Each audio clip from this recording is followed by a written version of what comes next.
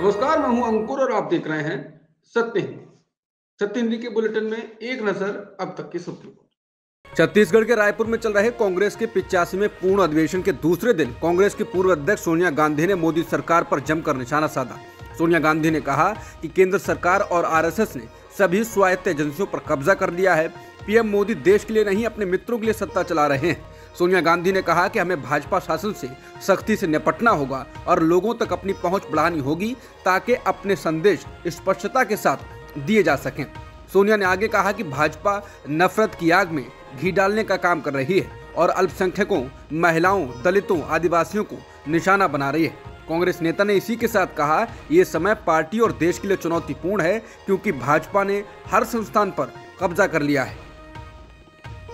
सोनिया गांधी ने रायपुर अधिवेशन में राहुल गांधी की भारत जोड़ो यात्रा की जमकर तारीफ की और कहा कि उन्हें खुशी है कि उनकी पारी भारत जोड़ो यात्रा के साथ समाप्त हुई, जो कांग्रेस के लिए एक महत्वपूर्ण मोड़ है। उन्होंने कहा कि 2004 और 2009 में हमारी जीत के साथ साथ डॉक्टर मनमोहन सिंह के सक्षम नेतृत्व ने मुझे व्यक्तिगत संतुष्टि दी थी, लेकिन मुझे सबसे ज्यादा खुशी इस बात की है कि मेरी पारी भारत जोड़ो यात्रा के साथ समाप्त हुई है, जो कांग्रेस के लिए एक अहम मोड़ है।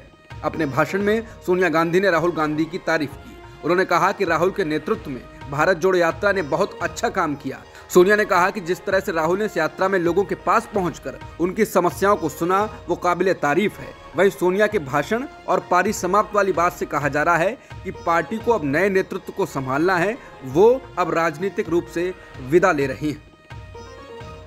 कांग्रेस के अधिवेशन में बोलते हुए कांग्रेस अध्यक्ष मल्लिकार्जुन खड़गे ने कहा कि पार्टी एक बार फिर बीजेपी को हराने के लिए समान विचारधारा वाले दलों के साथ गठबंधन करने की उम्मीद कर रही है। उन्होंने कहा कि हम कुर्बानी देने के लिए तैयार हैं। बीजेपी पर तीखा हमला करते हुए उन्होंने कहा, ऐसा लगता है कि बीजेपी देश के लोकतंत्र को बाधित करने की साजिश कर रही है, लेकिन कांग्रेस भारत को एकजुट करने की कोशिश कर रही है। कांग्रेस प्रमुख ने जोर देकर कहा, हमारा प्रयास सरकार को लोगों के वोटों से बदलना है, ना कि मनी बैग या ईडी, सीबीआई या आयकर विभाग से मदद के माध्यम से।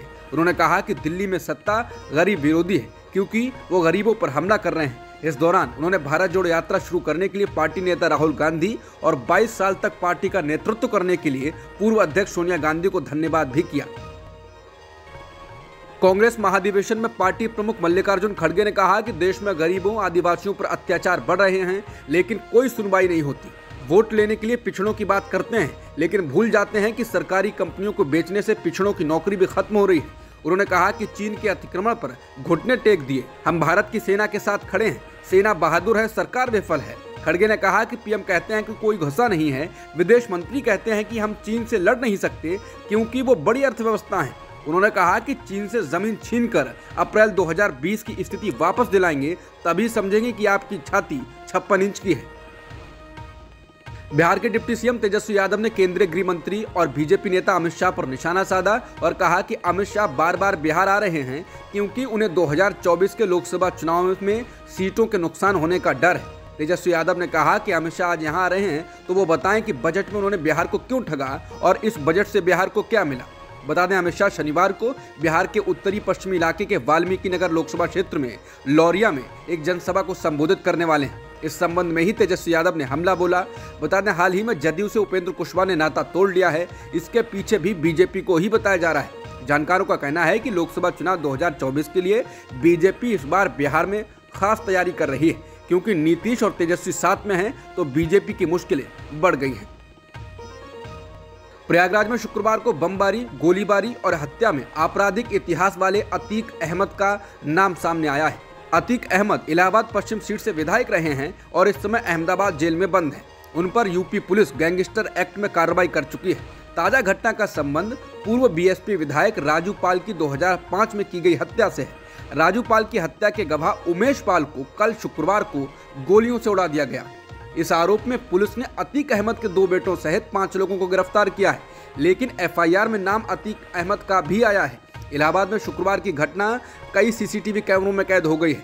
इलाहाबाद पुलिस ने बताया कि 2005 में बहुजन समाज पार्टी के विधायक राजू पाल की हत्या के मामले में एक प्रमुख गवाह उमेश पाल की प्रयागराज में हुंडई क्रेटा एसयूवी की पिछली सीट से बाहर निकलते समय एक अज्ञात व्यक्ति ने गोली मारकर हत्या कर दी थी।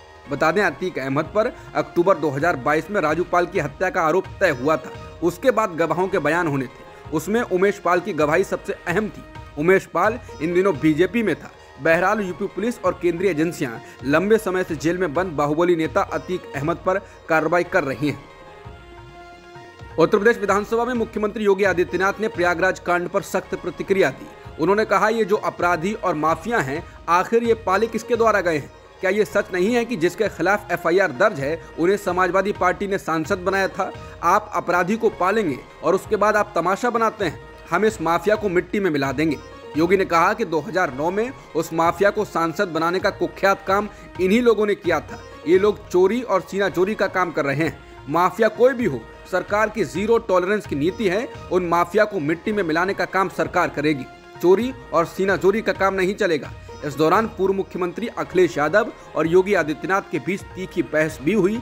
जब अखिलेश यादव ने इस घटना के संबंध में बोलते हुए कहा कि आपको शर्म आनी चाहिए, इस पर योगी आदित्यनाथ ने नाराज होकर कहा कि शर्म तो आपको करनी चाहिए जो अपने बाप का सम्मान नहीं कर पाए। प्रयागराज कांड पर सीएम योगी आदित्यनाथ के बयान पर प्रतिक्रिया देते हुए सपा प्रमुख अखिलेश यादव ने कहा, कल जिस तरह से बम फेंके गए उससे साफ है कि सरकार पूरी तरह से फेल हो गई है और गैंग वॉर जैसी स्थिति पैदा हो गई है। क्या यही राम राज्य है जहां सरेआम बंदूकें चल रही हैं?